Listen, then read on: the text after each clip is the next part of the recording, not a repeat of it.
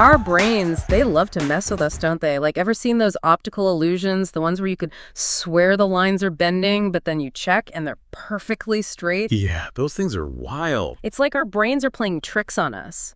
And today, we're going deep into one of those tricks. A visual illusion that's not just cool to look at, but it actually tells us something really important about how our brains make sense of the world. I'm intrigued already. We're calling this deep dive the flashed face distortion effect.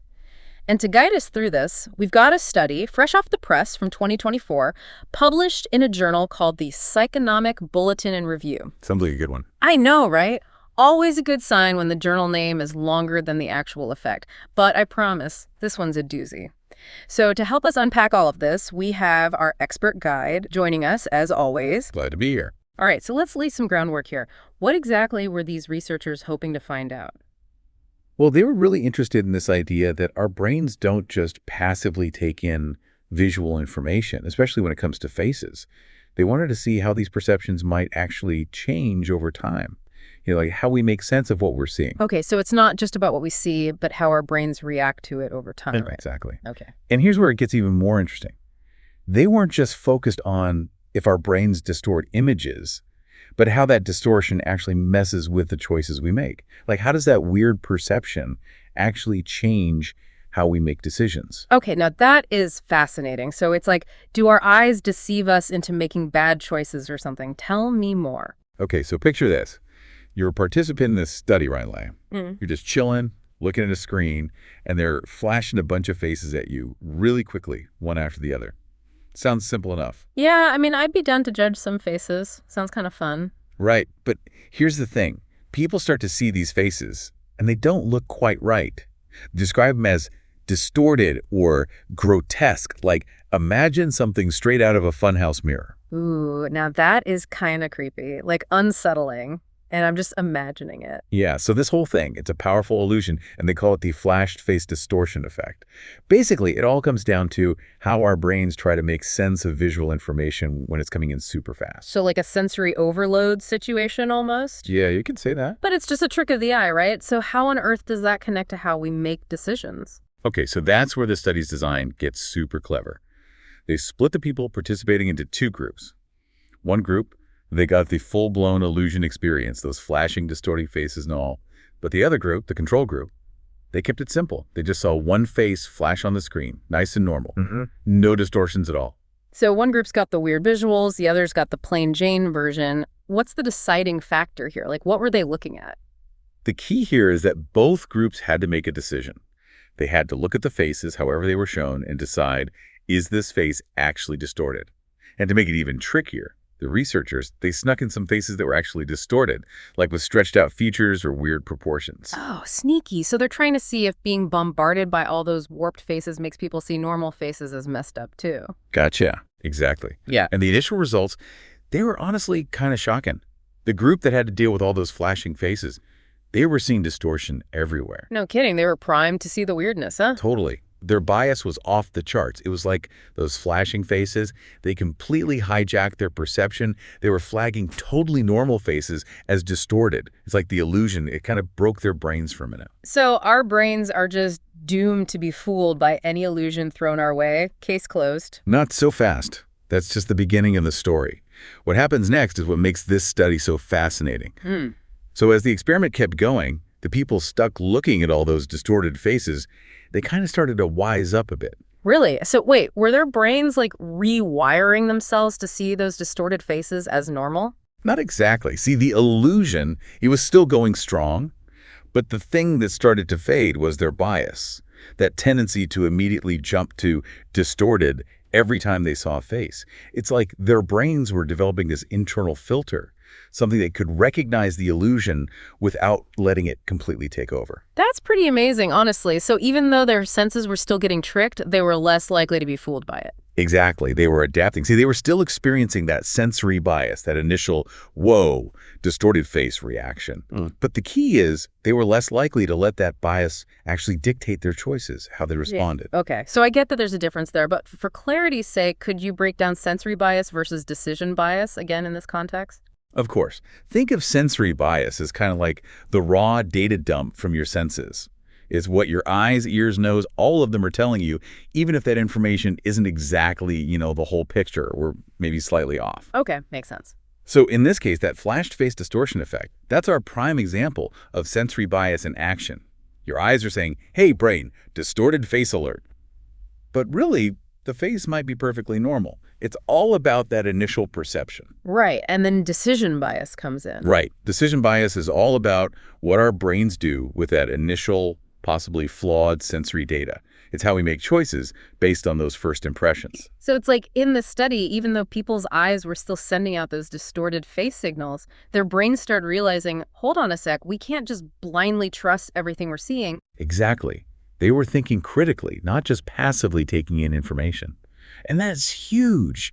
It tells us that we have more cognitive control over our perceptions than we might realize.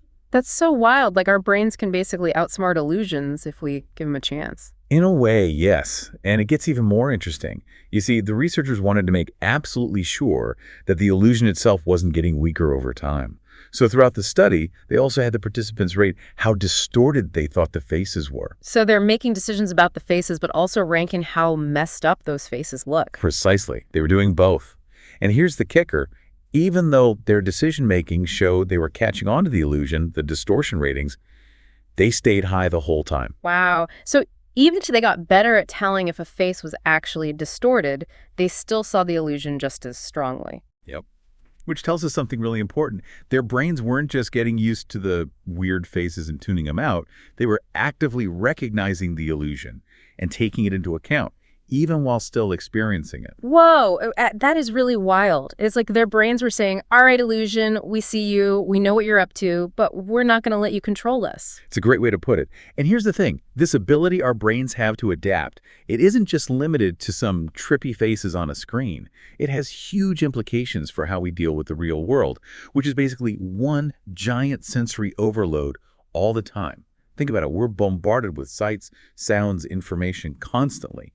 And our brains are filtering, interpreting, trying to figure out what's important and what's just noise all day, every day. So you're saying this whole sensory bias, decision bias dance-off is basically happening in our heads all the time, whether we realize it or not. Exactly. And this study, it's just a tiny glimpse into that super complex process that's going on constantly. Mind-blowing. Honestly, it's like I'm just going about my day, and meanwhile my brain's back there doing all this crazy behind-the-scenes work without me even knowing. I love it.